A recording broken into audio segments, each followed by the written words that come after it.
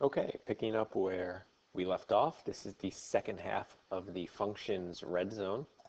If you remember from earlier in the year and from the last video, that a function is a relationship or a relation where each input value matches up with only one output value.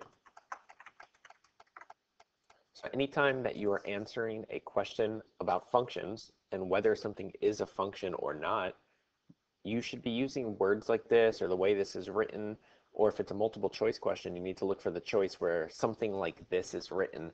And it doesn't have to say input or output, it could say x value, y value, so each x value corresponds with only one y value, something like that.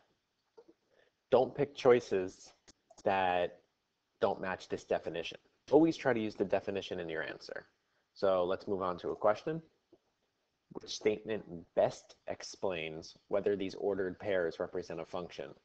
So first you have to decide if it's a function or not. And once you do that, only two choices will be left. And then you just have to pick the right explanation.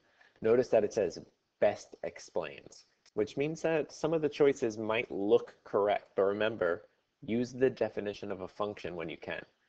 So pause this video, read through the choices, pick an answer, be firm on it. Even if you're not sure, commit to something. That's going to help you learn. And then unpause it, and I'll go over the answer.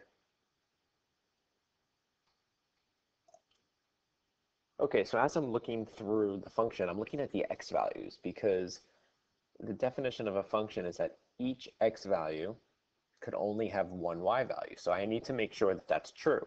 So the first x value is -4. And I look at all the other x values, and none of the other ones are -4. So we're good there. Then this one is a 6. And I look, oh no, here's another 6. Let me change the color. So that means that the x value of 6 has two different y values. It has a 7 and it has a 9. This is no good. So this is not a function. So right away, choices A and B are no good because it says that they are a function. So that's out. So now we just have to pick the one that has the correct explanation. So choice C, the ordered pairs do not represent a function because one input value has two different output values. That sounds perfect. But let's read choice D just to make sure. The ordered pairs do not represent a function because the difference between the input and the output of each ordered pair is not the same. I don't think we've ever done anything where we just take the y value and subtract the x value. That doesn't sound right. So yes, choice C is correct. Okay, so here the question says which table of values represents a linear function. If you want to take a go at this by yourself, pause the video. When you unpause it in a couple of seconds, I'm going to give it a hint.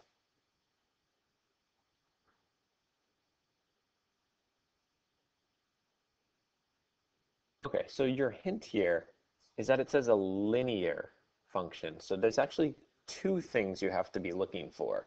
You need to find which table is a function, and it has to be linear. It's easier to tell if something's a function or not, so I would look for that first, and then just see which table is linear. If you remember, and I'm going to type it here, if something is linear, that means it has a constant rate of change or slope. That means if you're given a table, like we are here, that it follows the same pattern over and over again. Some of you might remember we learned in class, and I think every teacher shows this, where you do like the jumps, how to get from one value to the next. So that's how I'm going to show it here. So now, if this hint has helped you, pause the video and give it another go and try to commit to an answer. And if not, we'll go over it together. Okay, so the first thing I notice is that all four tables are functions. So we don't have to worry about if it's a function or not, because each x value has only one y value in all four tables. So really what I have to look for is if they always have a constant rate of change. So let's look at table A. So I can see that from 0 to 1, is plus 1. From 0 to 1 is plus 1. And remember that slope is the rise over run, so that's 1 over 1, or just 1. Then it goes plus 3 and plus 15. So that's 15 over 3. Well, that's 5. That's not the same thing as 1, so this is not following a constant pattern. So choice A is not linear. If I look at choice B at the bottom left, the first one, it goes plus 1 and plus 2. Rise over run, y over x, 2 over 1 is 2. Then it goes plus 3 and plus 6, so 6 over 3. Oh, that's also 2. They simplify to the same slope or the same rate of change. Now we just have to double check the last one. That goes plus 5 and plus 11. Oh no, 11 over 5. That's not 2, so choice B is wrong. I move on to choice C, plus 3. Plus 1. I'm getting ahead of myself. Plus 2. That's 2 over 1, which is 2. Then it goes plus 3 and plus 6. Well, 6 over 2. 6 over 3 is 2. So we're good there. And then it goes plus 5 and plus 10. 10 over 5 is also 2. So even though they spread out the table a little more, choice C is correct. It's always following the same rate of change. If you would put this table on a graph, if you would plot all these points and connect them with a ruler, it will be a straight line. It will be linear because the slopes are always the same. Okay, so now we get to the graphs. And there was a very easy way we learned this year how to tell if a graph is a function or not, and it's called the vertical line test. I don't remember if we went over this in the last video, so I'll just go over it again very briefly. The vertical line test. The vertical line test is when you draw a bunch of vertical lines through the graph, and if each vertical line only touches your graph one time, then it's a function. But if it touches it more than once at any point on the graph, then it's not a function. So let's look at number 7. And again, anytime you want to give these a try by yourself first, pause the video, write your answers down or think of your answers, and then unpause the video. All right, here we go. So number 7, I want to know if it's a function or not. I'm not given a list of coordinates, so I'm going to draw a bunch of vertical lines as best as I can through the graph all the way across. And I look at each vertical line, and I notice that each one only hits the graph one time. So this is good. This is a function. It passes the vertical line test. That would be my explanation. So I can write, it passes the vertical line test. Or I can write each x value only has one y value, just like we've been writing the whole time, because that's the definition of a function. So you can always write that. You can always use the definition to help you. There we go. All right, now we look at the second one. Let me switch the color of my pen here. I draw vertical lines. Well, if I draw one there, it's good. It only touches one time.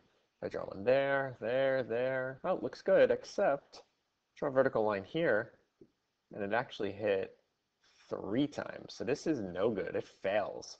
So this is not a function. So one possible explanation is it does not pass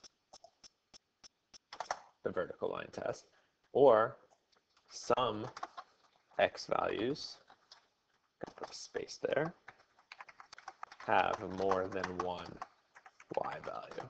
Again, use that definition in your explanation. Okay, this is clearly just a random question. What is the solution to the system of equations?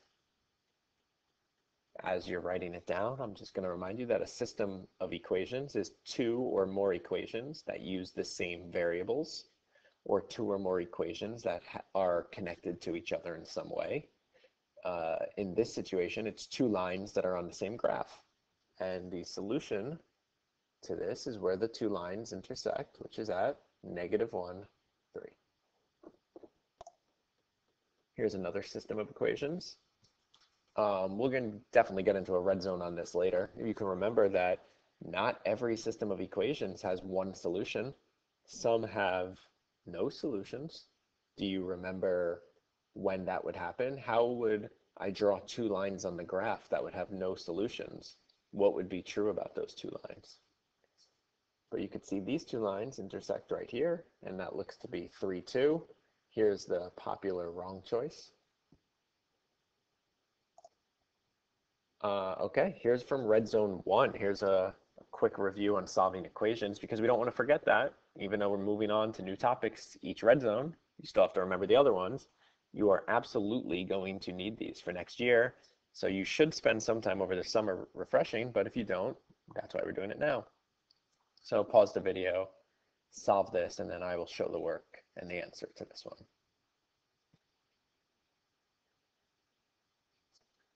All right, so the first thing we have to do, I notice there's a coefficient in front of a parentheses on both sides of the equal sign. So I'm going to do the distributive property, because I need to simplify this equation all the way down to get the x by itself, but I can't do that until I get rid of these parentheses. So 6x minus 12 equals 6x minus 12. Oh, we've seen something like this. Both sides of the equation are exactly the same. So I could stop here and write that there are infinitely many solutions. So even though in that first line of the equation here, the two sides look different, they are actually the exact same thing. So no matter what number I plug in where that x is, both sides are going to come out equal every single time. And that's it. So that was your review of functions. This was Redzone 2B. If you have any questions, reach out to your teachers, send them emails, join their live sessions. Really ask questions now so that you're ahead of the game next year. All right, hope everyone is staying safe and healthy. Try to stay sane, keep busy, move around. Don't just sit there all day. Have a good day.